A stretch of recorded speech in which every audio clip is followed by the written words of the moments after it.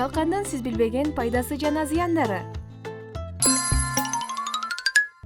Байыркы грек жана рим дарыгерлери чалкандын суусун ашказан жана ичеги ооруларында ичүүнү сунушташкан экен. Ал эми кубаттуу чачка жетүүгө чалкан жардам берерин өсүмдүктөрдү изилдеген бир жазуучу дагы белгилеген. Орто кылымдын дарыгерлери ууланганда бөйрөктөгү таштарды тазалоодо да жана ириңдеген жараларды айыктырганда дагы колдонушкан. Дүйнөдө чалкандын 50 түрү бар. Анын ичинен бир нечесин гана Кыргызстандан тапса болот. Англияда чалканды вино жасоо үчүн колдоноорун билчү элеңиз. Чынын айтканда, чалкандын пайдасы менен көпчүлүк тааныш эмес. Сиз дагы ошолордун катарына кирсеңиз, анда видеону толук көрүңүз.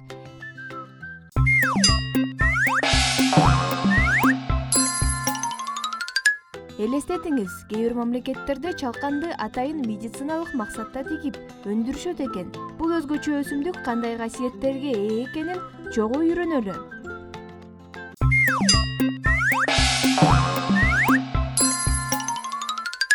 Биринчи, чалкан бизди чаккандан башка дагы маанилүү функцияны жасайт. Ал дары чөптөрдүн катарына кирип, бир канча оорунун алдын алат жана ден соолукту чыңдоого жардам берет. Ошондуктан чалканды туура колдонуп, өзүңүзгө кам көрүңүз. Андагы С витамини иммунитетти чыңдайт.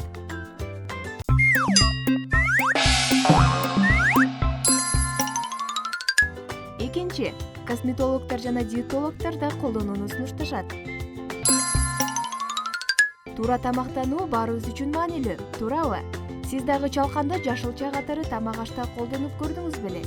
Чалканда белоктун калориясы аз болгондуктан диетологдор аны сөзсүз сунушташат. Анткени ал канттын деңгээлин төмөндөтүп, зат алмашууда жардам берет. Ал эми косметологдор чалканды чачтын күчтөнүшүнө жана көйгөйлүү терилерге колдонушат. Токоферол, Е витамини чач жана теринин абалын бир калыпка келтирет. Чалкандын кайнатылган суусун муздатып, чачыңызды чайкап койсоңуз, ал жылтырап, чыңалып калат.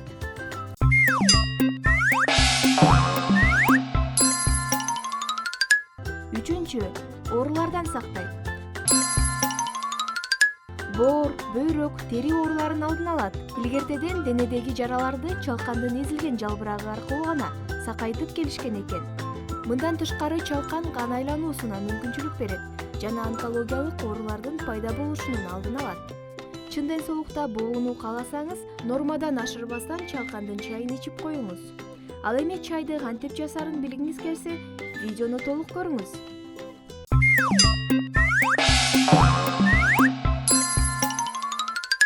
Төртүнчү, сиңирүү системасын оңдойт.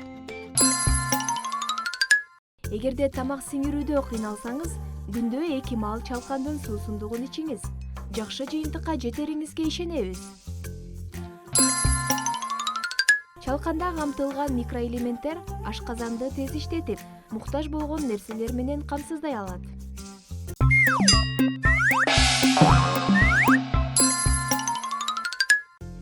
Бешинчи, пайдалуу витаминдер. Чалкан баалуу витаминге бай өсүмдүк. Анда карагат жана лимонго салыштырмалуу аскорбин кислотасы 2 эсе көп. Сабиз, чычырканакка караганда каротини көп. Чалкандын 20 жалбырагы гана 1 суткалык нормага жараша А витамин менен камсыздай аларын билчү элеңиз. Мындан тышкары чалканда К, Е жана Б витаминдери, микроэлементтердин арасынан магний, кальций, темир жана жез табылат. К витамини кан токтотуу жана регенерациялоо касиетине ээ. Б витамини уйкуну жакшыртат, нерв системасын бекемдейт. Каротиноиддер көздүн көрүүсүн жакшыртат.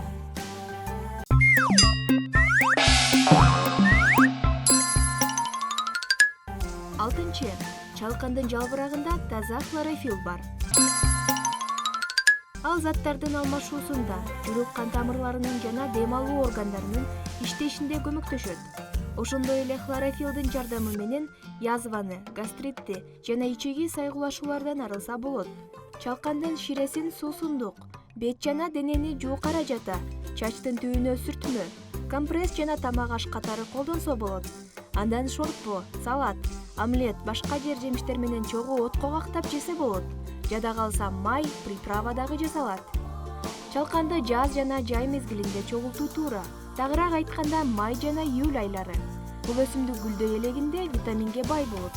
Ошондуктан бул убакытты өткөрүп жибербеңиз. Эми биз чалкандын зыяны жөнүндө айтып беребиз. Баса, биздин видеолорду биринчилерден болуп көрөм десеңиз, каналга катталып, коңгурону ачууну унутпаңыз. Чалканды дароо өзүн жебегендиктен, анын кайнатылган суусундугун кандай учурда ичпеш керек экенин чогуу үйрөнөлү.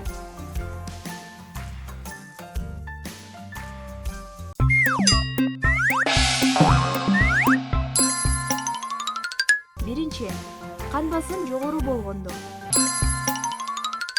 Кан басымыңыз бир калыпта болбосо, анын жогорулап кеткен учурунда чалкан чайынан алыс болуңуз. Жүрөктүн согушун тездетип, кан басымы дагы да жогорулап кетиши мүмкүн.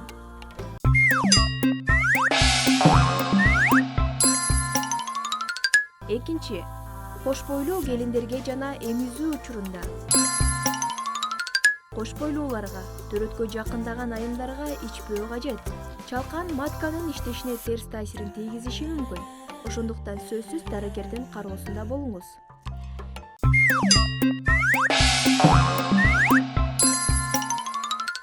Үчүнчү, чалкан чагат. Эң жөнөкөй зыяны катары анын чагып алуусун дагы айтуу керек. Жалбырактарындагы кичинекей ийнелер курт-кумурскалардан сактануу үчүн жаралганын изилдөөчүлөр айтып келишет. Ал чаккандан кийин денеде күйүп алгандай издер пайда болот. Андан алманын уксусу менен арылса болот. Бул нерсенин эч кандай коркунучу жок. Кабатыр болбоңуз.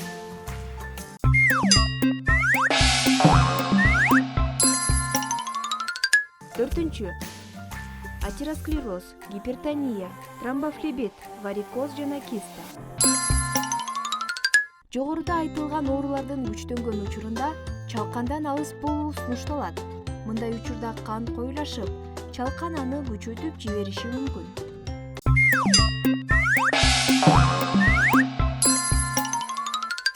Биринчи, аллергиктер.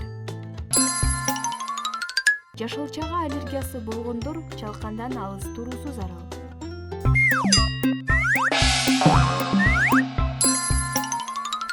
Экинчи, чайдын күнүмдүк дозасы ашпоо керек. Чайды ченемдеп ичпесек, ден соолукка зыянын тийгизиши мүмкүн. Алардын ичинен боору ооругандар, кан агуусу токтолбогондор, шишиги барларга ичүү сунушталбайт. Күнүмдүк нормасы 250 мг өлчөмүндө 3 жолу колдонулат. Чайдын дозасын ашыруу табитти төмөндөтүп, диарея, уйкунун качуусуна жана баштын айланышына алып келет.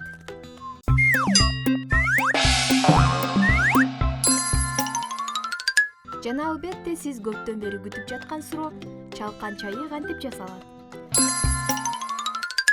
Чалкандын жалбырактарын тазалап, жууп кургатабыз. Бир демдегенге 9 жалбырак керектелет. Аны терең идишке салып, аны 10 мүнөт кайнатабыз. Бир нече убакыт соң суунун өңү зымырыт түсүн алат. Андан кийин сөзсүз түрдө жалбырактарын чыгарып салабыз. Анткени ачуу даамы чыгып калышы мүмкүн. Аны чыныыларга куюп ичиңиз.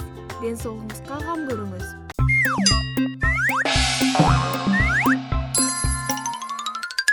Бүгүн чалкандын пайдасы жана зыяны тууралуу сөз кылдык.